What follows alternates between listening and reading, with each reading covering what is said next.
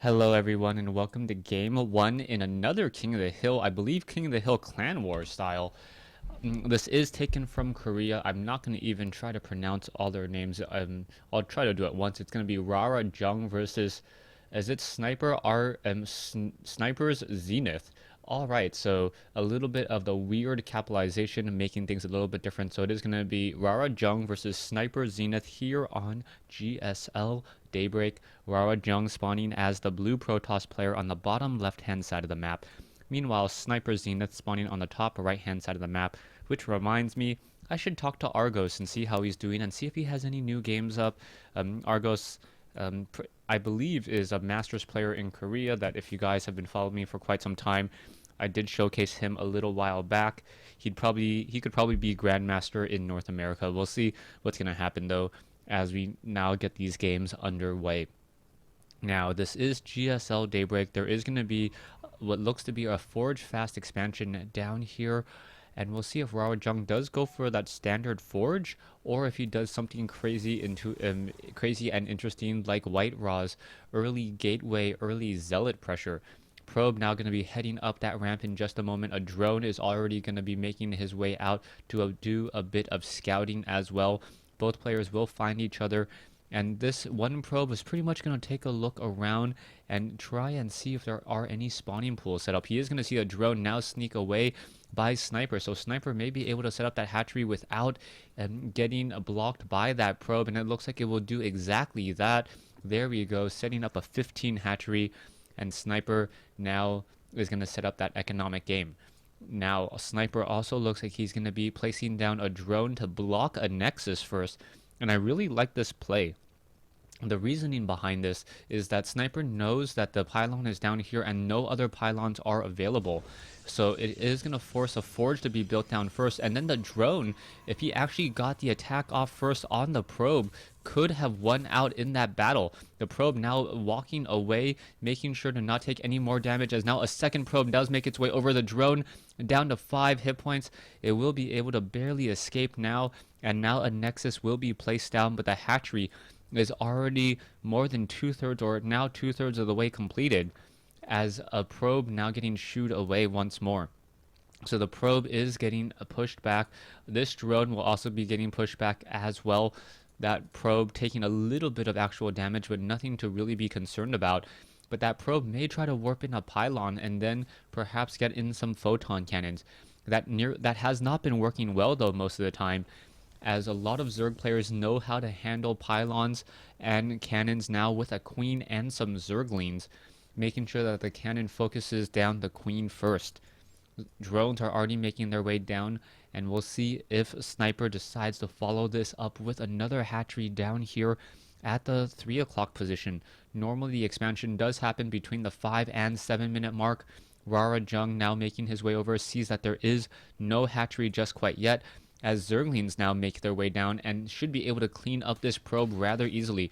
Probe already taking a little bit too much damage, down it goes, and now Rara Jung has no scouting information on the far side of the map. Rara Jung has to assume that his opponent is going to be trying to place down a hatchery, or he may be trying to do a 2-base push, and both of those situations call for very, very different builds. You can see that there is currently a double gateway coming in from Rara Jung, and I don't quite know if I agree with this, but he has to get the double gateway just to make sure that his opponent, if his opponent is getting up a lot of Zerglings early, he has enough production while his cybernetics core is warping in. Currently sitting at about 150 minerals so far.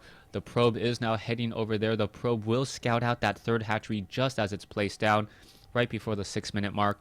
And now Rara Jung knows not to expect an attack for at least the next 2 minutes. We are going to be getting out 1 Zealot now, 2 Zealots being chrono boosted, or sorry, 1 Zealot being chrono boosted, while we are also getting the chrono boost out on the Forge. It looks like there should be more chrono boost coming in as soon as Rara Jung does get 25 energy on each of those Nexus. The 3 probes here, 3 probes off over here as well, so he is queued up pretty heavily. He is trying to go into a longer economic game. Also chrono boosting out once more. Not quite sure if I would like to see an earlier Zealot as opposed to getting that level 1 weapons upgrade out slightly faster. There is a probe hiding right behind this one Vespene Geyser. It was not scouted, and he may be able to set up a proxy pylon, but it is still quite some time before we will get that all-important warp gate tech. Overlord continue to fly back around. We are now getting 4 Zealots making a move out across the map, but the Zerglings do spot this group over here. The Zealots are going to try and push into this hatchery. We should see a large round of Zerglings. Yes, 14 Zerglings now making their way, but we are already getting up a 5th and 6th Zealot, and the level 1 weapons upgrade have been completed. So those Zealots are those 4 Zealots essentially deal as much damage as 6, and the numbers are going to be very, very bad here. Here we go. Apparently we're going to have a bit of an attack here. Are we going to get a surround? The Zealots are trying to slice through many of those Zerglings. The Zerglings going up against the Zealots. The Zealots are going to trade fairly well there because of that +1. And now taking a look at the hit points, Zealots are getting taken down one at a time. Who is coming out on top now, trying to run away from the Queen? Let's take a look at the losses. Losses are slightly higher for the Zerg, as now 1 Zealot does get taken out. That Zealot needed to be pulled back. Those shields are going to recharge. An additional 50 points of damage could be absorbed by those shields, and now Rara Jung has to be a little bit careful.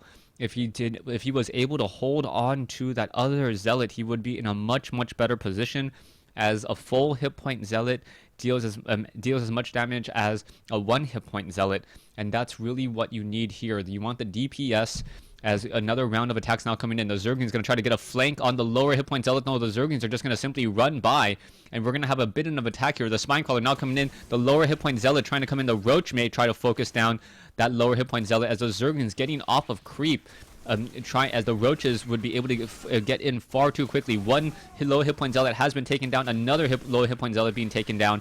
And now those Roaches chasing after those Zealots. However, those Roaches do take a little bit longer to attack and stop per round of attack. And now those Roaches could try to do a bit of stutter stepping as the Zealots are attempting to focus down. But it really feels like Sniper has the advantage now. Harvester count 50 compared to 54. No other units coming in from Rara Jung, but he is sitting on a large cache of minerals and gas, and now going into Void Rays. So heavy Void Ray strategy. There is a proxy pylon being set up on the far side. We can see that Sniper's Zenith does spot this very quickly, gonna take down the probe. One Overlord was taken out, and now we should see some Spore Crawlers already being trained. It only takes 30 seconds, and these Void Rays are going to be doing very limited damage, as the Spore Crawlers are going to be in position. However, the Void Rays may be able to chase after those units, and we'll see what's going to happen here. The Void Ray could chase after the Roach and just focus it down. Oh, how did it actually lose the attack? It can attack move. And there we go. We also see some Queens and some Spore Crawlers once again moving in. So the Void Rays so far not too successful, but the Roaches are not really going to be able to punish this front door nearly as much as they want to, especially with Stalkers with superior range. The front door has a lot of hit points that need to get taken down first, but this is an Artosis Pylon if I ever see one, taking down the Photon Cannon, canceling the Forge upgrades, and taking out 2 gateways as well. But Sniper, brilliant play with Burrow here, as the Void Rays are now going to look to charge straight in, and if he tries to do a base race, those Roaches are in a much better attack position. There is one observer now up here on the ramp, as the Roach is now going to march straight inside the base, take down 1 pylon, and then this is going to be very bad news. You can see that there is a Spore Crawler going up against a couple of Queens. 2 Spore Crawlers here. Void Ray now trying to come in. 2 Queens and a Hydralisk coming in. And who is going to win out on this fight? Sniper in a bit of trouble, as the Roaches are now still swarming in here. More units coming in, warping in on the top of the ramp. Roach is able to deal so much damage. There is 1 Colossus, but the Colossus should get focused down rather quickly. There it goes, as the Roaches could start playing whack-a-mole here and just canceling much of that damage. There is a force field on the bottom of the ramp. Not quite sure why Sniper is still sitting off here. Could just walk up the ramp and utilize the force field to his own advantage, taking down another pylon.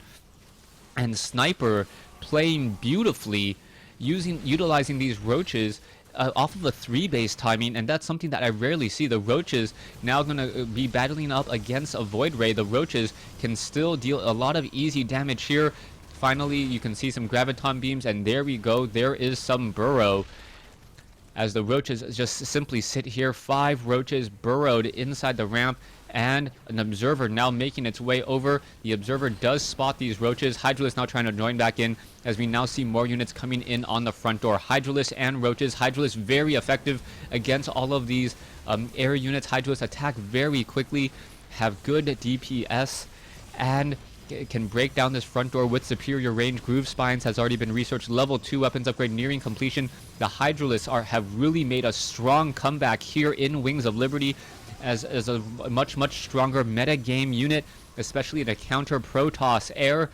And things are only going to get better with Heart of the Swarm around the corner, as Rara Jung says GG to Sniper Zenith.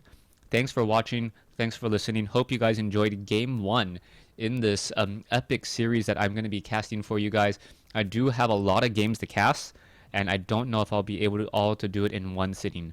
Thanks for watching. Thanks for listening.